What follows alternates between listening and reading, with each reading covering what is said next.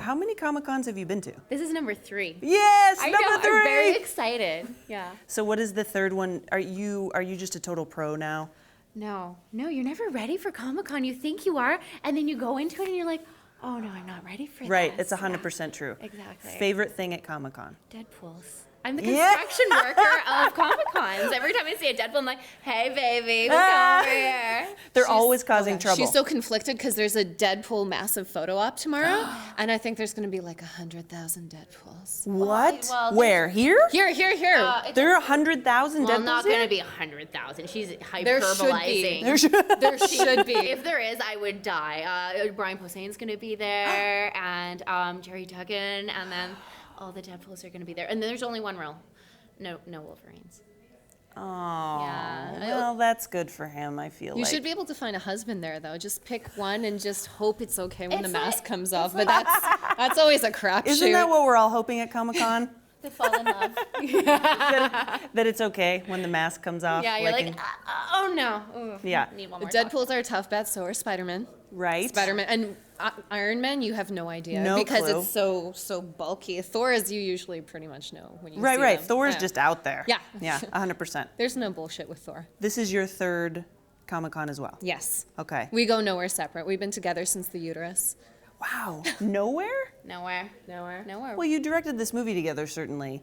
And the first thing that I want to know is aesthetically, something that I really like about watching your guys' stuff is that it really feels like you have this influence from like Robert Rodriguez and these guys that are just like putting these movies out and doing stuff that they're having a lot of fun making, Yeah. right? So how is that going to come into play for audiences when they see No Evil 2? Well, absolutely. We are the fan directors. If we weren't huge WWE fans, there's no way we'd do a WWE movie. So there are tiny little things in there that are subtle for normal people, but for WWE fans, the WWE universe, they'll be like, oh, the twins did that. They actually legitimately love wrestling. There's some moves, maybe a chair gets broken over somebody.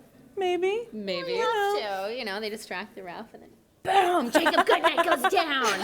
Oh shoot, that was the end. Oh, we get him with a chair and then it's get him over. with And it. someone Yeah. comes in and gives a The really ref fast doesn't 3 even look at count. 1, 2, 3, done. We rush to the same punchline.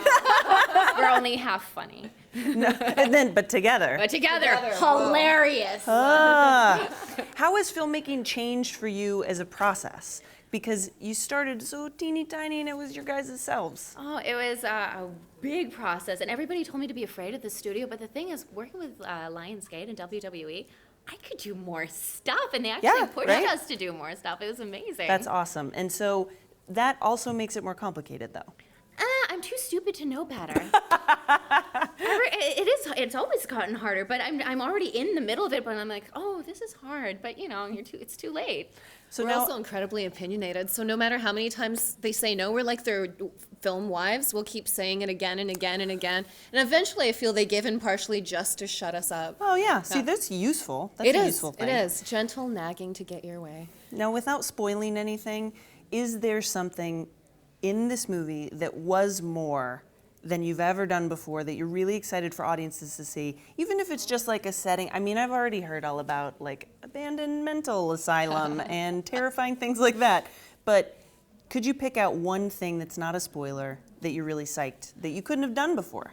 There is an over-the-top original kill that's never been done in any horror movie ever. And we watch everything. We watch stuff that'll never, ever even see the light of day. And when we're trying to think up this part of the film of how somebody was going to get killed, we're like, this will be it, and it's full circle. It's a character development moment, but then it's really bloody and disgusting. Okay, do you have a film recommendation for somebody that's off the beaten path as far as a horror movie goes? Oh yeah. I saw The Devil, or see the Raid 2 that just came out. Oh, the Raid 2, You right? saw that? Wasn't it insane? Amazing. It's amazing. It's Gareth Evans is insanely talented. They should clone him right now while they still can. No, we'd be out of a job if there were 2 Gareth Evanses. If he was identical twins, that would be the end of the career. There would be nothing left for us. But then there would be one single Gareth Evans, so then we'd fight to the death for that one. Yeah. You've heard it here first. They're going to fight to the death if a Gareth Evans is ever cloned. So, exclusive. San Diego Comic-Con.